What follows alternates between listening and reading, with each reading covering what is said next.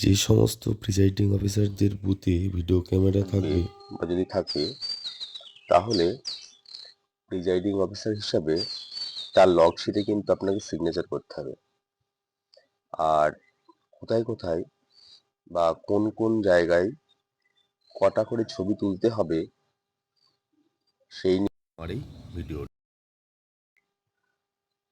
আপনার বুথে যে ভিডিওগ্রাফার থাকবেন তিনি কিন্তু P1 ডে থেকেই আপনার সঙ্গে থাকবেন।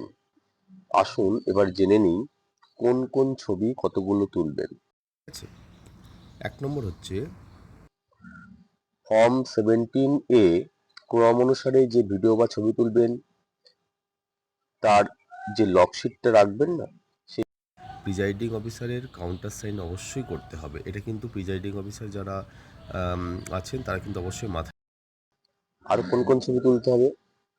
মক পোলের সময় পোলিং এজেন্টদের উপস্থিতির ছবি এবং মক পোলের ছবি তুলতে হবে, অবশ্যই তুলতে হবে, এবং পুরো মক পোলটাকে ভিডিও ক্যামেরা করতে হবে। তারপর ইভিএম এবং ভিভিপ্যাট প্রস্তুত করার 3টে ছবি তুলতে হবে।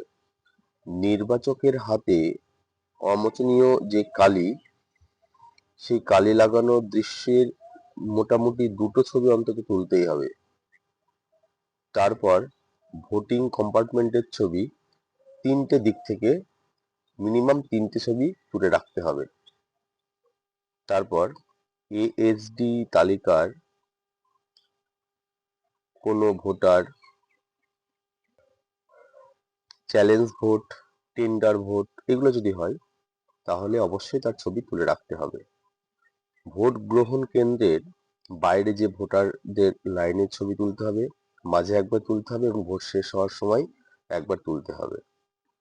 আর একটা ছবি অবশ্যই তুলতে হবে, ভোট শেষ হওয়ার সময় লাইনের লাস্ট যে ভোটার দাঁড়িয়ে থাকবেন তার ছবিটা কিন্তু অবশ্যই তুলতে হবে।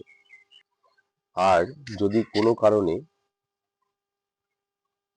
মানে ভিপিপ্যাট বা সিইউ এগুলো চেঞ্জ করতে হয়, তার তো ছবি অবশ্যই তুলতে হবে। এটা সাধারণত হয় না, তো বলে রাখলাম আর কি।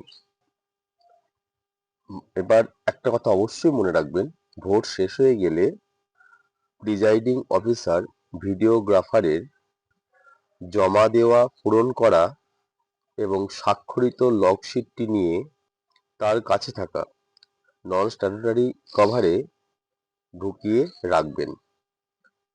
সেটি তিনি আরসিতে জমা দেবেন। ঠিক আছে? আমি লগশিটটা ছবি দিচ্ছি, দেখে নিন আপনারা কোথায় প্রিজাইডিং অফিসার সিগনেচার করতে হবে, সেটা বুঝতে পারবেন।